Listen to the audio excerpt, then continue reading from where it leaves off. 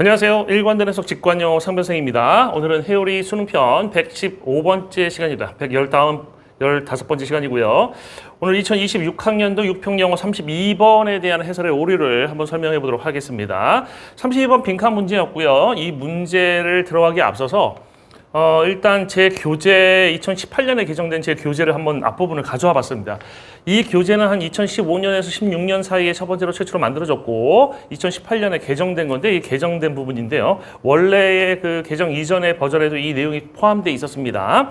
여기 보시면 이 교재는 정답의 근거를 설명하기 위해서 여러 몇 가지 기호들을 사용하고 있습니다. 기호들이 가지고 있는 각각의 의미를 알아두시면 학습할 때 교재 내용을 더 수월하게 이해할 수 있습니다. 이 교재에서 사용된 부호에는 다음 같은 것들이 있고 옆에 설명된 각각의 용도로 사용됩니다. 라고 설명하고 있습니다. 이 부분 잘 안 보이실까 봐 확대를 한번 해봤습니다. 같다라는 표시가 있죠. 이건 문맥상의 동의를 나타냅니다. 즉 A라는 개념과 B라는 개념이 나왔다라고 하면 A하고 B가 문맥상의 동의어가 되는 겁니다. 두 번째는 A하고 역화살표 있죠. 쌍방향으로 가는 화살표가 있고 B가 있다. 그럼 이건 이제 문맥상의 대립어입니다. 즉 A하고 B가 대립적인 개념이다라는 것을 나타내고요. 그 다음에 GS라는 표현이 있는데 A에 G 표시가 있고 그 다음에 B에 S 표시가 있으면 A는 일반적 내용, B는 구체적 내용이 되는 겁니다. 그리고 화살표가 있습니다. 왼쪽에서 오른쪽, 왼쪽에 있는 것이 A, 오른쪽에 있는 게 B라고 하면 A는 원인이 되는 것이고 B는 결과가 되는 논리적인 흐름을 나타냅니다. 제가 2015년, 16년 당시에도 기출문제를 분석하려 하면서 필요했던 그런 개념들 또는 틀이 이 정도는 있어야지만 분석이 가능하다는 것을 인지하고 있었어요. 그래서 이렇게 했는데 지금 제 그 회오리 강의에서 가장 많이 다뤄지고 있는 강사의 그 ABPS라는 그 개념을 보면 그 AB는 요것만 나온 겁니다. 문맥상의 그런 대립어만 나온 거거든요. 그래서 이게 기출문제를 한번 분석을 다 해보면 이렇게 가는 게 맞다는 걸 알 수가 있어요. 예를 한번 들어볼게요. 예전에 A하고 B가 대립관계로 풀리는 그런 지문의 대표적인 게 이런 게 있었습니다. 음표라는 것과 쉼표라는 것이 문맥상의 대립어, 즉 A하고 B, 여러분이 흔히 알고 있는 그 ABPS의 A하고 B로 나왔던 경우입니다. 음표가 사람들은 일반적으로 중요하다고 한다. 그런데 쉼표는 무시한다. 그런 개념이 나오고 이 글의 글쓴이는 음표가 중요한 것처럼 쉼표도 똑같이 중요하다. 얘만 중요한 게 아니라 얘도 중요해요. 라고 얘기를 하면서 이것이 부각되는 그런 내용이 있었습니다. 이게 대립 개념으로 다 풀 수 있는 그런 문제의 유형이 됩니다. 근데 문제는 수능에 나오는 그 어려운 문제들이 항상 이런 것만 쓰느냐는 건 아니고요. 요거는 많이 나와야 두세 문제? 한 4문제까지 가능할 수 있을까요? 한번 시험 볼 때?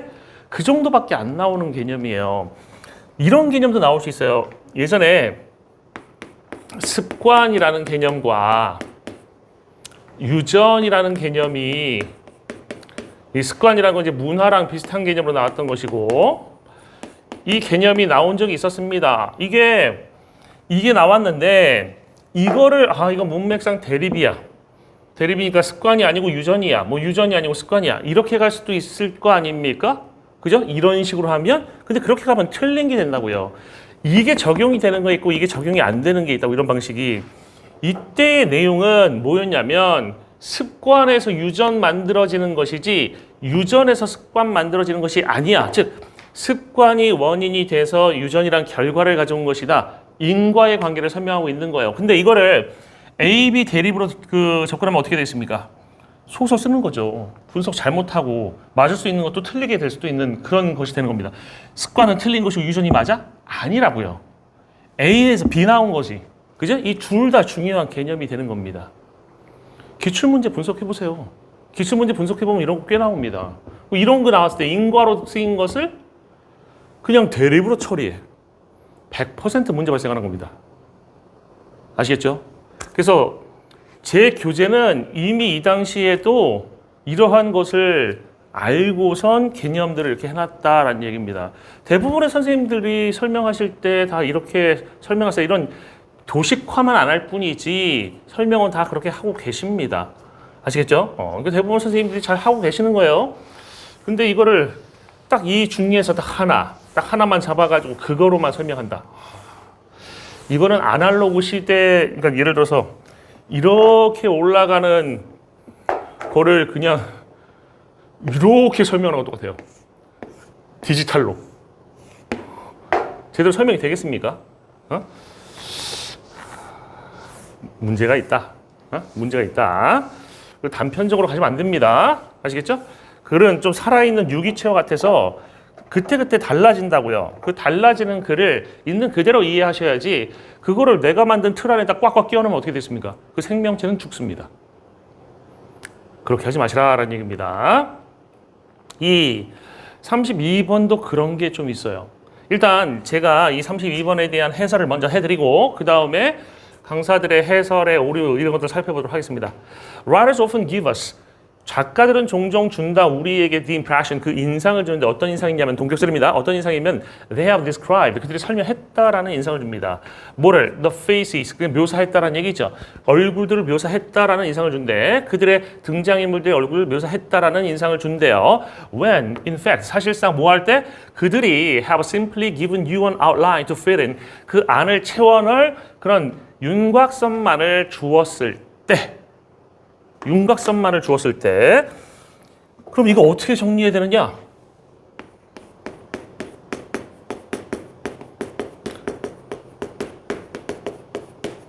윤곽선만 제시해서 작가가 그때 이 독자는 뭐라고 착각해요?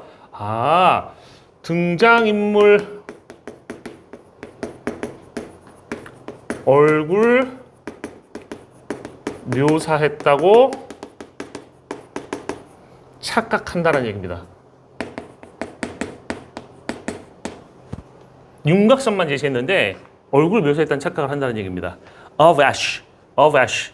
이때 of는 좀 이따가 이거 틀린 강사가 있어가지고 그때 자세히 설명하겠지만 우리나라 말로는 뭐뭐의 대해서라고 해석하지만 그 우리나라 말의 대해서가 될 수 있는 영어 표현이 그러니까 대해서로 해석될 수 있는 영어 표현이 about, 그죠?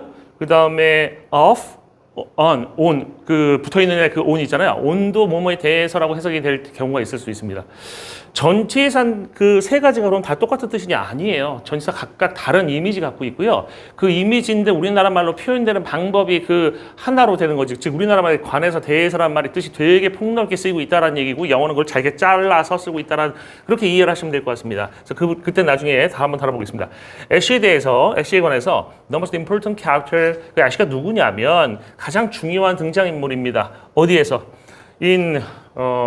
헤르만 브로크 헤르만 브로크 이거 독일어로 읽으면 헤르만 브로크 이렇게 발음될 것 같습니다. 헤르만 브로크의 그 마스터피스 수작인 The Sleepwalkers 그 목류병자들이라는 작품에서의 가장 중요한 등장인민 애쉬에 관해서 We learn only that 우리는 단지 데디아를 알게 돼요. 뭘 알게 되냐면 He has big teeth 그는 큰 이를 가지고 있다는 것만을 알게 됩니다. 봅시다. 그럼 이 얘기가 왜 나왔느냐? 지금 윤곽선을 제시한다는 내용에 대해서 이 내용은 이게 일반적 내용이고 그것을 구체화하는 내용으로 나오고 있습니다. 다시 말하면 큰 이를 가지고 있어. 치아로 합시다. 이빨은 동물에게 쓰인 거니까. 큰 치아를 갖고 있다라고 하는데 그럼에도 불구하고 우리는 그의 얼굴이 dentate blankness라고 느끼진 않는다. dentate blankness라는 것은 이만 막 이렇게 크고, 그죠? 나머지는 이렇게 비어 있는, 이만 이렇게 크게 있고 나머지는 비어 있는 이 상태라고 느끼지 않는다라는 얘기입니다. 지금 그럼 이런 이 상태로 느끼지 않는다는 것은 무슨 말이에요? 얼굴이 채워진 것처럼 착각한다는 얘기가 되는 거지. 이해됩니까? 근데 이게 일반적 내용이고 이게 일반적인 내용이 되고 이것에 대한 얘가 구체적인 예시가 돼요. GS 관계가 성립이 됩니다.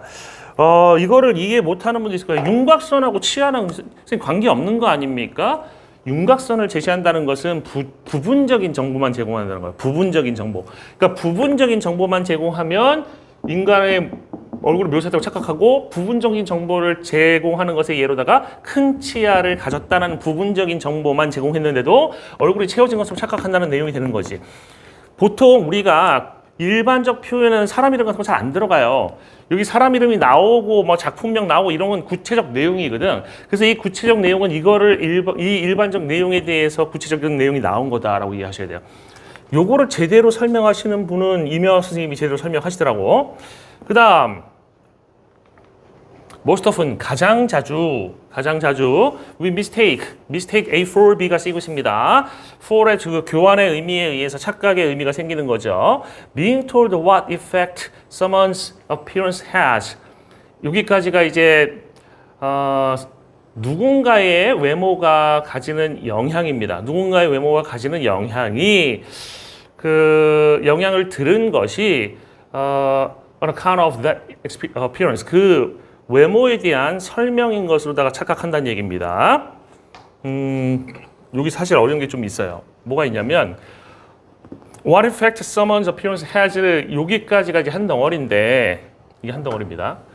이걸 단순하게 보면 이거 간접 의문문일 것 같다라고 생각을 할 거예요. 근데 요 내용상으로 봤을 때 간접 의문문이 아니에요. 지금 작가는 그냥 바로 영향을 설명을 해준 거고 우리는 그 영향을 들은 거기 때문에 얘는 조금 어렵게 얘기하면 nominal relative clause라고 시젤이라는 책에는 이렇게 표현합니다.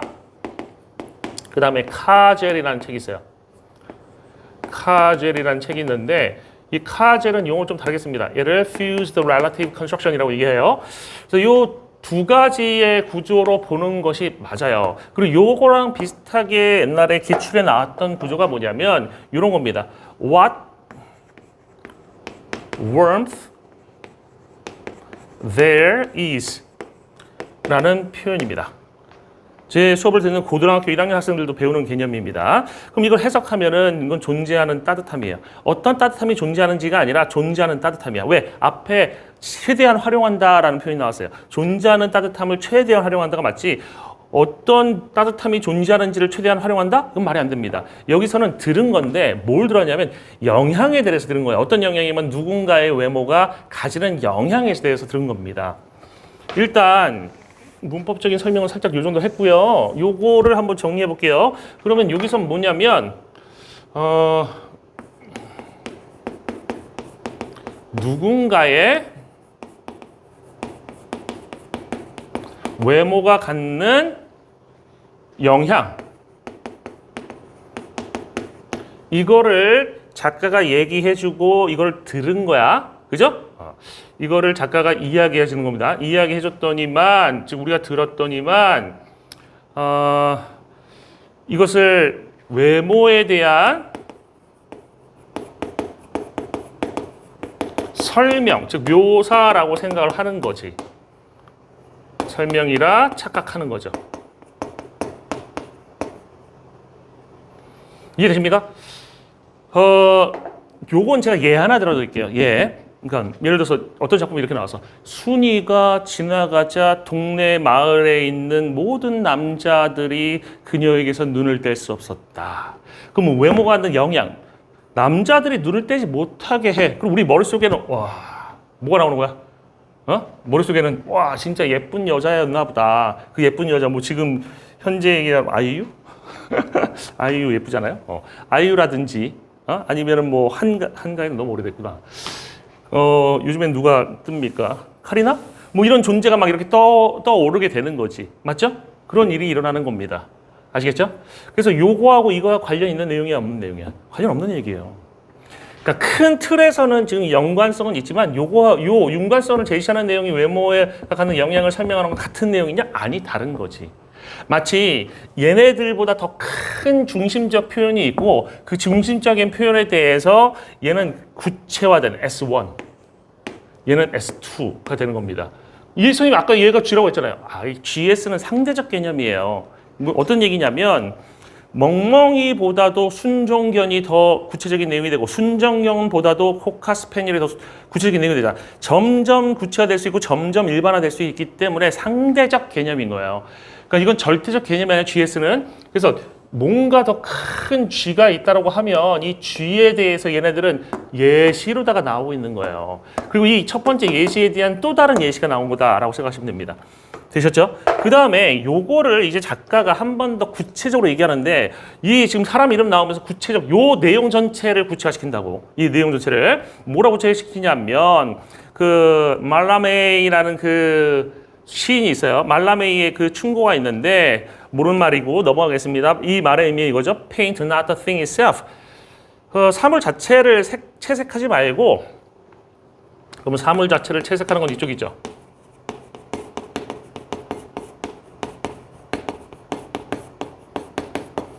이걸 하지 말고, 그죠? 채색하지 말고 사물이 가지는 영향을 채색하라. 만들어내는 영향입니다. 영향을 채색하라라고 얘기한 거죠. 그러면 결국 하고 싶은 얘기가 사물이 가진 영향을 채색하면 사물 자체를 채색한 것처럼 착각할 것이다. 이 얘기인 거지. 이 내용과 같은 거니까. 그러니까 요거는 지금 문장 관계, 이 문장과 이 문장의 관계가 GS가 되는 겁니다. 이 문장은 G, 이 문장은 이걸 또 다시 구체화시킨 S. 특정한 작품에서의 예로 나온 거예요. 이해됐죠? 그러니까 일반적 내용 작품에서의 예, 일반적 내용 작품에서의 예 이렇게 나온 겁니다.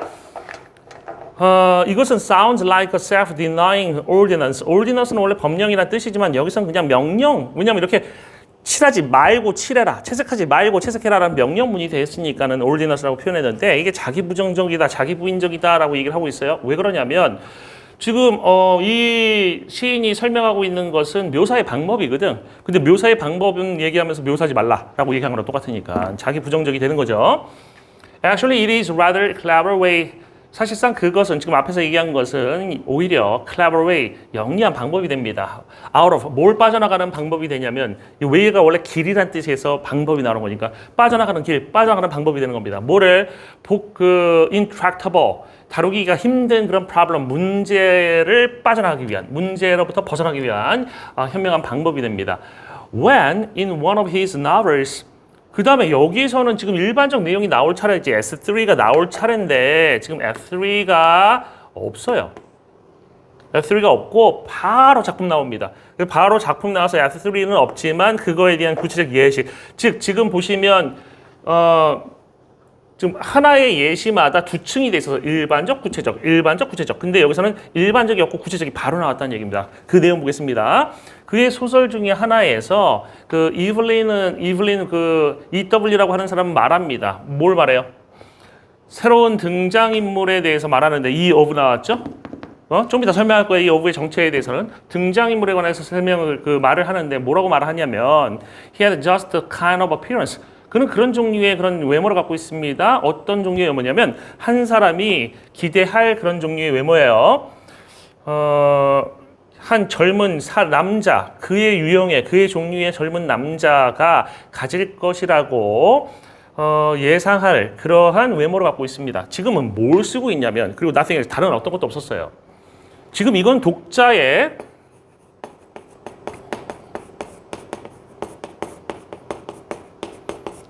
배경 지식을 활용하는 걸 얘기하는 거지. 독자의 배경 지식을 활용하게 만들면 그러면 you still feel as if 너는 뭐처럼 느껴야 돼? 그래도 얼굴이 채워진 것처럼 외모가 설명이 된 것처럼 느껴야지. 그래서 정답이 몇 번이 되는 겁니까? 1번 having told exactly what it looks like. 그죠? 이것까지 써볼까요? 어떻게 생겼는지를 들은 것처럼 느낀다. 생김새를 들은 것처럼 느낀다. 그래서 이 글은 사실은 주제문이 없어요. 지금 보시면 알겠지만 주제문이 없이 그냥 구체적 내용이 나왔다라고 보시면 됩니다. S1, S2, S3라는. 무슨 이런 글이 가능합니까? 가능합니다. 주제 문제에서도 주제문이 있으면 좋겠습니까? 주제 문제에서도 이런 도형의 지문이 다뤄질 수가 있어요. 그죠? 상당히 괜찮은 문제 되겠죠. 그럼 이 왼쪽 거를 일반화하고 오른쪽 거를 한번 일반화해 봅시다. 오른쪽 건 쉬워요. 그냥 계속 착각이라는 거예요. 독자의 착각? 독자의 착각이라는데 이건 쉬워요. 독자의 착각이라는 건 뭡니까? 마치 모든 걸 설명한 것처럼 느낀다라는 얘기지. 이해됐어요? 그럼 뭐를? 이 왼쪽 거는 불완전한 정보 제시지? 불완전한 정보를 제시하면 독자는 설명을 들었다고 착각한다는 얘기입니다. 그것도 불완전한 제시잖아. 일부만 제공한 거니까 불완전한 정보고. 이것도 불완전하지. 그죠? 이게 묘사는 아니니까. 그리고 이것도 어떻게 돼요? 독자의 배경지를 활용했다는 것도 불완전한 정보를 제공하는 거지. 불완전한 정보는 정보가 없는 것일 수도 있어요. 이건 정보라고 할 만한 거는 그냥 일반적인 평범한 그 나이 때 남자들이 갖는 그런 외모야. 그냥 평범하다. 요게 주어진 정보거든. 불완전한 정보잖아. 그죠? 이걸 통해서 들은 것처럼 느낀다. 착각한다라는 얘기죠. 이해되십니까? 이렇게 이해하셔야 이거를 제대로 이해한 겁니다. 해설 강의 평가해 보겠습니다. 조정식 선생님은 다른 개념을 유사 개념으로 착각하셨어요. 김지영 선생님은 문제 없었습니다. 그러니까 쭉 해석만 하고 푸시면 문제 없다고 한 겁니다. 쭉 해석하고 푸셨다는 얘기야. 이명학 선생님은 아까 이 부분은 잘 하셨는데 다른 개념을 유사 개념으로 착각하셨다. 조정식과 똑같은 문제가 있었고요. most often에 대한 문제가 있었습니다. 그 다음 션티는 개념 관계 오류가 존재합니다. 이거는 지금까지 봤었던 계속 반복되고 있는 제가 한 문제 다룰 때마다 나오고 있는 ABPS입니다. ABPS를 적용하는 오류가 되고요. 그 다음에 of에 대한 이해가 부족합니다. 그 다음에 다른 개념을 유사 개념으로 착각한 경우도 있고요. 문법 구조 착각도 또한 존재하고 있습니다. 주현 선생님은 무료 해설 강의에 해당 문제가 없기 때문에 제가 확인을 못했고요. 김범구 선생님은 가정법이라는 문법 설명이 잘못된 게 나왔습니다. 김범구 선생님의 페이지 따로 안 만들었기 때문에 앞에 가서 뭔지 설명을 드릴게요. 김범구 선생님은 이제 첫 번째 문장을 이렇게 설명하시더라고. In fact 사실이니까 앞에 내용 사실이 아니니까 가정이다. 이런 식으로 설명하고 계시는데 여기는 가정이 아니라 착각입니다. 착각의 내용도 가정법을 쓰진 않아요. 착각의 내용은 그냥 직설법을 표현합니다. 예를 들어서 in the past, 과거에 people, 사람들이 thought, 생각했다 that, 뭐라고 생각했냐면 the earth, 지구가 was flat. 평평하다고. 이구야. 평평하다고 생각했었다라고 하면 지구가 평평하고 was 쓰고 있잖아요. 이거 가정법 아닙니다. 직설법. 과거 형태의 직설법일 뿐이에요. 그러니까 착각의 내용은 직설법을 통해서 표현하는 것이고 지금 착각의 내용 직설법으로 표현하고 있는 겁니다. 가정법은 상상하고 있는 걸 나타내지. 예를 들어서 지구가 만약에 평평하다면 말이야. 이렇게 얘기할 때 지금 둥글다는 걸 전제로 하고 평평하다면 말이야. 이렇게 얘기하는 것이 가정법이지 지금 이거는 당시에 이 독자들이 실제로 그렇게 착각한 거기 때문에 가정법을 쓰지 않습니다. 그래서 그 부분이 이제 문법 설명이 틀린 부분이었어요. 그걸 제외하고는 큰 문제 없으셨습니다. 조정식 선생님 이렇게 설명합니다. 이빨이 커. 이런 영향력만 들었어. 그 영향력은 이펙트에 대한 얘기고요. 이빨이 커. 그럼 큰 치아를 가진다는 이 S1의 내용과 이 S2의 일반적 내용을 연결시켰잖아요. 이빨이 크다는 것이 이펙트라고 생각하신 거지. 그지? 그래서 요거는 지금 글을 읽는 데 있어서 불완전하게 읽으셨다. 그 다음에 이명학 선생님, most often이라는 것을 대부분 자주라고 하셨는데 우리가 품사라는 것을 조심하셔야 돼요. most가 더가 없으면 대부분이고 더가 있으면 가장이다. 이렇게 많이 배우거든 학생들이. 근데 그건 불완전하게 배운 겁니다. most는 한정사, 즉 명사를 한정해주는 표현, 우리식으로 얘기하면 국어의 관형사 비슷한 말인데 한정사로 쓰일 때는 대부분 의란 뜻을 써요. 다시 말해서 명사 앞에 most는 대부분이에요. most people, 대부분의 사람들처럼. 하지만 얘가 형용사나 부사 앞에 나올 때는 부사로 쓰인 겁니다. most 자체도. most가 부사로 쓰이면 가장이라는 뜻이에요. 그래서 가장 자주가 맞습니다. 이걸 대부분 자주라고 해석을 잘못하셨어요. 그 다음에 마지막에 나온 young man의 예시를 effect라고 설명하셨는데 이거를 또 effect라고 설명하셨는데 이거하고 이거는 관련이 없습니다. 이거는 순위가 지나가면 남자들은 시선을 뗄 수가 없었다. 이게 이 내용이잖아요. 근데 독자의 배경지 그는 그냥 일반적인 사람, 일반적인 젊은이의 모습을 갖고 있었습니다. 이 내용이 영향은 아니잖아요. 그래서 이거를 연결시키셨는데 영면의 그 예시를 이펙트를 설명한 것이라고 착각하셨더라고요. 이 부분도 잘못된 그 설명이었습니다. 이렇게 분류하는 게 쉽지가 않습니다. 이거 저도 여러 번 보면서 이 글 되게 희한하게 써놨네 라는 생각을 좀 했어요. 그 다음 D2 션티입니다. of에 대한 이해가 부족합니다. of 애쉬에 대한 설명 부분 제가 그냥 그대로 따왔습니다. 제가 타이핑했는데 혹시 제가 뭐 한두 단어 조금 철자 뭐 한두 개 잘못 썼을 가능성은 있지만 제가 들었을 때 친 거는 이렇게 쳤습니다. 말투 그대로 나와요. 이 인간에 대해서 of, 가 여기서 가벼운 about으로 쓰였어. 사실은 조금 뭔가 문 뒤에 of를 가벼운 about으로 쓰는 게 조금 아쉬운데 조금 원문이 옛날 글이가 싶기는 해요.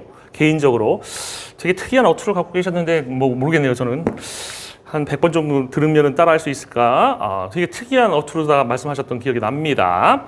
조금 이게 조금 아쉽다, 뭐 조금 뭔가 문 뒤에 of를 쓰는 게 이상하다, 뭐 이렇게 얘기했어요. of를 문 뒤에 쓰는 경우 많습니다. 뭐 이렇게 엄청나게 많다는 얘기가 아니고 꽤 나온다는 얘기입니다. 그리고 of를 가벼운 about으로 쓴다. 가벼운 about으로 쓴다. 그 다음에 이 뒤에도 이 표현이 나오잖아요. 그 EW as of라고 하는 부분에서 of가 또 나왔어. 이게 뭐라고 얘기하면 옛날 글이가 싶기는 해요. 개인적으로. 옛날 원문의 느낌이 있어요. 여기서 말하는 옛날이 어느 정도인가요? 1900년대 초, 중반? 이 정도면 옛날이라고 할 수 있을 것 같습니다. 아니 뭐 1800년대 옛날이라는 느낌이 있죠. 그죠? 그 당시는 옛날의 느낌이 있습니다. 지금의 영어와 좀 뉘앙스가 많이 다릅니다. 도대체 가벼운 about이란 말의 의미는 무엇인지 묻고 싶습니다. 직접 와서 설명 좀 한번 해주셨으면 좋겠어요. 사전에 가벼운 about이라는 설명이 나오나요? 이거 혹시 뇌피셜 아닌가요? 전 뇌피셜인 것처럼 느껴지거든요. 뇌피셜인지 한번 밝혀보셨으면 좋겠습니다. 그냥 일반적인 얘기 하나 해줄게요. 일반적인 얘기. 지금 여기에 대한 얘기라는 게 아니라 일반적인 얘기 해줄게요. 강사들 중에 이런 강사들이 있습니다. 어떤 강사들이 있냐면 지문을 보다가 자기가 모르는 내용이 나와. 그럼 자기가 모르는 내용이 나오면 그 부분을 설명을 안 하고 가면 왠지 내가 모른다는 걸 티가 날 수가 있잖아요. 그래서 오히려 과장해서 그거를 거기에 대한 아무도 모르는 정보를 아는 것처럼 얘기하는 강사들이 있어요. 약간 사기성이 있는 강사들. 강사들 중에 사자들이 좀 있습니다. 사기성이 있는 강사들이 그렇게 많이 설명합니다. 그래서 막 되게 장황하게 설명해요. 와, 그럴듯하게 설명합니다. 그럼 학생들은 와, 우리 선생님 이것도 알아? 와, 대단해. 라고 생각하겠는데 학생들이 모르기 때문에 그런 장황한 말도 안 되는 설명이 통하는 겁니다. 그거는 그냥 머릿속에서 나온 뇌피셜일 수도 있어요. 그냥 자기가 모른다는 걸 감추면서 보세요. 실력 없다는 걸 감추면서 동시에 실력 있는 사람 만드는 그지? 단점을 장점으로 바꿔버리는 엄청난 기술, 스킬이 들어간 거죠. 그죠? 학생들은 그런 걸 잘 파악을 못한다. 그게 문제다라는 얘기입니다. 보겠습니다. 가벼운 about이라는 표현은 사전에 없습니다. 보세요. think 뒤에 of도 쓰이고 think 다음에 about도 쓰여요. dream of도 쓰이고 dream about도 쓰일 수 있습니다. 두 가지 이미지가 달라요. 이거는 그 재즈에서 가져온 그 가사 내용입니다. I think of you every morning 그 내용이에요. I think dream of you every night 이런 노래 가사가 있거든요. of하고 그 about의 이미지 차이를 한번 설명해 줄게요. 여기 x가 있습니다. x가 있고 of x라고 하면 이 x의 본질, x의 속성을 나타냅니다. 그래서 제가 저희 그 강의를 듣는 고등학생들도 이 내용을 귀에 못이 박히게 듣는 얘기가 뭐냐면 제 전시사 강의 막 10년 넘은 걸 보셔도 이게 나올 겁니다. of는 떨어지지 않는 속성을 나타낸다. of는 떨어지지 않는 속성을 나타낸다. 그 x 자체, x에서 떨어진다는 속성, 이 x에 대한 얘기를 하는 거고요. about x라고 얘기를 하면 about x는 x의 주변 또는 이 주변을 포함한 이 영역 이런 뉘앙스를 가진다고. 이런 뉘앙스가 가죠. 그래서 보시면 of x의 순위가 들어가면 난 순위를 알아라는 얘기가 제가 순위야. 저 여자애가 순위야라는 걸 안다라는 얘기고요. 요 문장 한번 볼게요. I know Mary 그러면 쟤가 메리란 여자애야라는 걸 아는 거야. 메리가 쟤야. 저 애가 메리야. 이 본질, 이 특성을 안다는 얘기죠. 떨어지지 않는 속성을 알고 있다는 얘기입니다. 하지만 I don't know about her. 그녀에 대해서는 몰라. 이게 한 문장에 of도 나오고 about 도렇게 돼 있어야 되는데 도렇게 안 되네요. about도 나온다는 얘기는 두 가지 의미가 다르다는 얘기잖아요. 하지만 나는 메리의 주변적인 거, 메리의 교우관계, 메리가 좋아하는 음식, 메리의 발냄새, 메리의 취미 이런 거 모른다는 얘기지. 이해됐어요? 그런 주변적인 정보는 몰라도 메리가 누군지는 알고 있다. 이 얘기가 I know Mary, but I don't know about her이 되는 겁니다. 그러면 봐봐. I think of you every morning. 나는 네 생각을 해. 매일 아침마다 네 생각을 해. 너의 주변적인 거를 생각하는 게 아니라 너라는 존재 자체를 생각한다는 거지. 그러니까 of를 쓰는 거지. 두 번째 문제, think about what you said. 네가 말한 것, 그 자체에 대해 생각하는 게 아니라 그것이 가져올 파급 영향이라든지 아니면 네가 말한 그 것에 대한 배경 같은 걸 한번 생각해봐라는 의미로 느껴진다는 얘기입니다. 이게 뉘앙스 차이가 생기는 거예요. learn A of B에서 일단 그 우리가 보는 그 문장은 learn A of B에서 아까 say 다음에 대절 나오고 of가 나온 것도 있어서 say A of B 꼴이라고 보시면 됩니다. 이 of B가 앞으로 나가는 것이었고 learn A about B라고 하면 B, about B도 역시 앞으로 나가도 같은 의미 될 수 있죠. A 자리에 아까 대절을 둘 다 쓰였었습니다. 그러면 그 B라는 존재의 속성으로다가 우리는 A를 알고 있다는 얘기고 B라는 존재의 주변적인 내용으로다가 A를 알고 있다는 얘기예요. 그러니까 차이가 존재하는 거죠. 옛날의 느낌이 난다. 옛날 글인가 싶다. 옛날의 느낌이 있어요. 그래서 찾아봤어요. 원문을 찾아봤습니다. 제미나이 시켰습니다. 검색은 제미나이가 잘하는 것 같아요. 이 원문의 출처가 어디냐라고 했더니 시기가 언제냐. 레이먼드 탈리스라는 사람의 무한 공간의 왕국, 당신의 머리에 대한 초상이라는 작품에서 나왔고 이것은 2008년에 발간되었습니다. 2008년이면 언어가 바뀌기에 긴 시간이 아닙니다. 즉 옛날 느낌이다. 옛날의 기준이 뭐예요? 모르겠는데 그 옛날 느낌이라는 것이 그냥 의미 없는 정보가 아닌가 싶습니다. 2008년에 발간되었습니다. 2008년. 지금은 2025년. 그렇게 옛날도 아닙니다. 그죠? 그 다음에 문법 구조를 션티가 착각했어요. what 명사절이라고 하면 이제 명사절, what으로 시작된 명사절이라고 하는 것 같습니다. that 명사를 그러면 대절인 것처럼. 그럼 what 명사절이라는 것은 간접 의문문이라는 얘기인데 물론 이걸 어떤 영향이라고 해석을 해도 큰 문제는 안 생겨 우리나라 말에서. 하지만 이거를 간접 의문문으로 보는 것 자체는 문제가 될 수 있다. 그죠? 이거는 좀 깊이 분석했을 때 문제되는 거고 여러분 수준에서는 그거나 똑같은 거 아닙니까? 라고 생각할 수도 있습니다. AI들도 요거 착각할 수 있는데 AI들도 이거 설명 좀 해주면 바로 뭐가 맞는지 다시 탓에 전환합니다. 챗GPT는 제일 똑똑하게 잘 알아듣고요. 제미나이가 똥꼬집을 부리다가 제미나이 똥꼬집 부립니다. 끝까지 간접 의미라고 하는데 챗GPT가 쓴 그 결과물을 딱 보여주니까 바로 승복해버리더라고. 그러니까 챗GPT한테 지는 겁니다. 제미나이가. 그 다음에 being told의 해석을 계속해서 몇 번인지 모르겠어요. 한 8번 정도 그 정도 느낌이에요. 8번 세보진 않았으니까 정확히. 그 정도 많이 말해지다 이렇게 해석하시더라고. 하지만 말해지다는 해석은 틀린 해석이고요. 뭐뭐를 듣다라는 해석이 맞습니다. 물론 나중에 말해지다라고 하다가 본인도 약간 이상하게 느끼시나 봐. 그러니까 뒤에서 듣다라고 바꾸시더라고 그러면서 이게 듣다가 의역이라고 하는데 아닙니다. be told의 원래 의미가 듣다고요. 말해지다는 뜻은 아예 없습니다. 우리가 말해지다는 표현을 어디서 볼 수 있냐면 it is said that 대디야라고 말해지다 할 때 said일 경우는 이게 말해지다라고 해석이 될 수가 있지만 that은 be told that은 뜻이 뭐야? be told that은 말해지다가 아니에요. 똑같은 구조로 쓰이지만 얘는 대디야란 말을 듣다라는 뜻입니다. 원래 be told의 뜻이 듣다야 말해지다라는 해석은 나올 수가 없다. 그죠?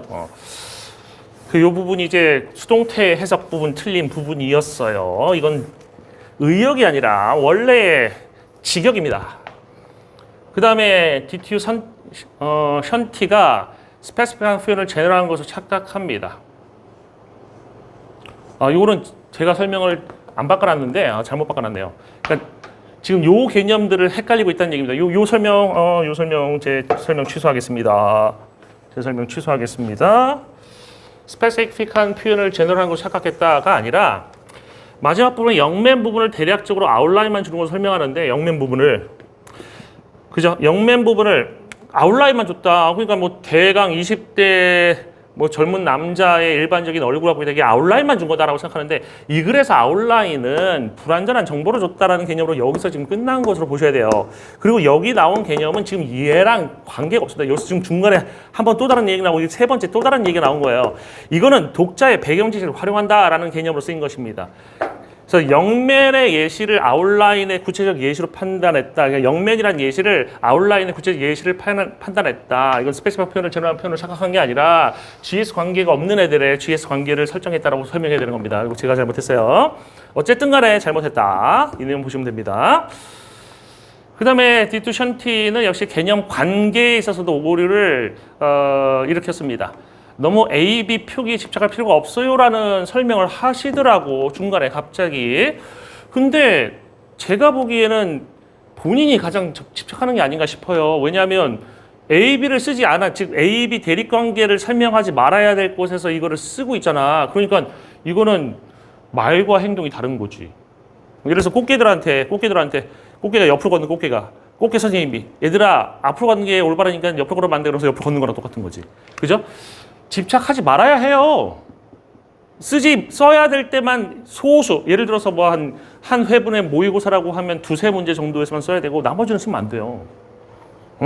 근데 계속 지금 쭉 다룬 거 29번부터인가요? 지금까지 29, 30, 31, 32까지 계속 나데이 법비 뭐 A, B 나오잖아요. 집착하시는 것 같아. 우리가 겉에서 보기에 집착하시는 것 같아.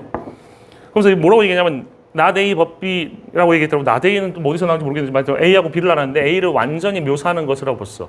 그럼 완전히 묘사하는 것이 A, B는 아웃라인만 제시하는 거다.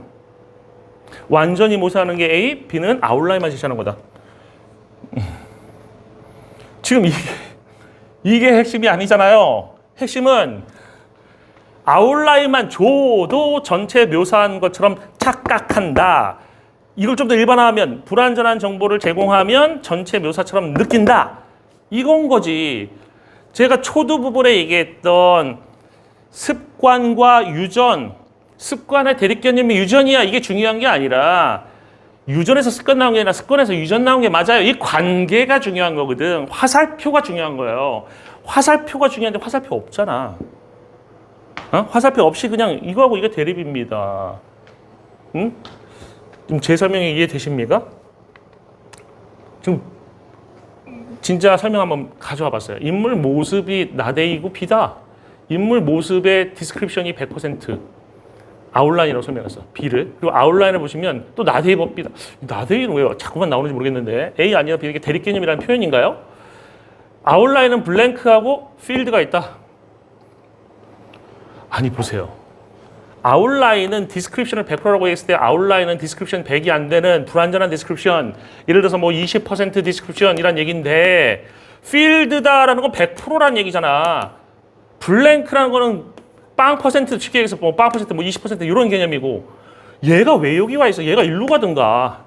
그잖아요? 필드는 채워진 거는 당연히 100% 디스크립션이죠. 채워진 것처럼 느낀다.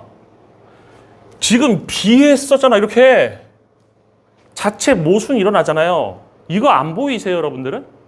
이거 안 보이십니까? 이게 안 보여요? 흥분했네요. 아니 이게 안 보이면 눈뜬 시각 장애인이지, 그지? 이게 국어 5등급도 알겠다. 5등급 국어 5등급 너무 무시했나요? 국어 5등급은 9등급 체계에서 평균이가 되게 잘하는 거네. 국어 7등급도 알겠다. 이 정도는 그렇지 않아요? 지금 여기도 뭐 이런 거 써 있는데 A 써 있고 B 써 있고 그런데 impression이 A고 그다음에 described A. impression하고 described하고 뭐예요? impression이란 개념하고 described하고 impression이란 건 착각이지. 인상. 이렇게 가는 게 맞잖아요. 여러분 보세요. 판단해보세요. 판단할 수 있는 능력 있잖아. 영어 해석을 못하는 거지 해석돼 있는 상태에서 판단할 수 있는 능력, 국어의 능력은 있잖아요. 판단해보세요. 뭐가 맞는지. 왜 ABPS라는 게 불완전한 것이고 모든 거에 적용하면 큰일 난다는 거. 그죠? 진짜 극소수에만 적용할 수 있는 것이라는 것을 이해하시라고요. 여러분의 인생에 제가 여러분 인생이 어떻게 되든 제3자의 입장에서 큰 관계가 있겠냐마는 저는 여러분들이 가능하면 올바로 배워서 좋은 결과를 얻었으면 좋겠습니다. 최소한 여러분이 공부 안 한 것 때문에 결과 나쁘게 나오는 거는 그냥 당연한 거로 봐. 근데 공부 열심히 하려고 해서 막 열심히 했는데 잘못된 내용을 배워가지고 잘못된 내용 배워가지고 계속 정의에다 틀렸다 생각해봐. 얼마나 문제가 그 학생 좌절하겠습니까? 나는 그게 싫다는 거지. 공부 열심히 한 학생들 점수 나오게 돼야 돼요. 나와야 돼요. 운이 없어서 조금 잘못 나오는 걸 제외하고 최소한 실력에 있어서 문제가 생기게는 안 만들어져야 된다는 얘기죠. 그래서 제가 이런 강의 찍고 있는 겁니다. 불완전한 거에 의존하면 안 된다. 알겠어요? 그냥 일부 활용하는 거, ABPS 일부 활용하는 것까지는 괜찮아요. 전체에다가 적용하면 큰일 난다. 그 생각 하시라고. 이게 오늘 제 회오리의 내용의 핵심이었습니다. 모르겠습니다. 이 세상을 보면 삶의 목적이라는 것이 되게 다양하잖아, 사람들의. 목적이 다양하고 강사를 왜 했어야 했을 때 강사를 하는 목적들도 다른 사람도 있을 겁니다. 저는 솔직히 처음에 강사를 하면서 세웠던 목표가 뭐냐면 우리나라의 영어를 바꿔보겠다, 잘못된 거를 바꿔보겠다는 생각을 했어요. 그래서 인강을 하려고 했고 인강이라는 수단이 필요했거든. 인강을 해서 내가 제일 큰 높은 위치에 가면 그러면 우리나라 많은 학생들과 많은 선생님들에게 영향을 미칠 수 있을 거고 그러면 잘못된 부분을 빠르게 고칠 수 있겠구나라는 생각을 했다고요. 우리나라 아직도 일본 그 시대에 만들어진 문법 체계에서 못 벗어나 있어요. 여러분들 5형식 배우잖아요. 5형식 배우잖아. 근데 지금 주류가 되는 아까 카젤, 시젤, 카젤은 빼놓고 시젤 같은 경우도 5형식 체계가 아니라 7형식 체계를 따라가고 있어요. 그러니까 그렇게 우리나라의 그 원래 7차 교육과정이 7형식 체계를 가르치려고 했지만 아무도 안 가르치고 있잖아. 이런 문제점을 고치고 싶었는데 지금 그것만 문제가 아니라 국어에서는 존재하지 않는 독해법이 영어에서는 막 학생들에게 유행을 하고 있는 이런 현상도 제가 보기에는 지금 문제인 것 같아서 제 시간을 쪼개서 지금 이걸 찍고 있는 겁니다. 내신 강의 들어가게 되면 선생님 또 시간이 없기 때문에 이 강의 못할 수도 있습니다. 못할 수도 있어요. 어쨌든 지금 좀 시간이 방학 기간이라서 남기 때문에 열심히 찍어서 찍어서 올리도록 하겠습니다. 진짜 시간 많으면 교육청 모의고사 또 해설 강의 올리시는 분들이 계시더라고. 그것도 한번 찍어서 올렸으면 좋겠는데 거기까지 갈 시간은 없을 것 같습니다. 네, 이것으로 오늘 회오리 수능편 115번째 강의를 마치겠습니다. 수고 많으셨습니다.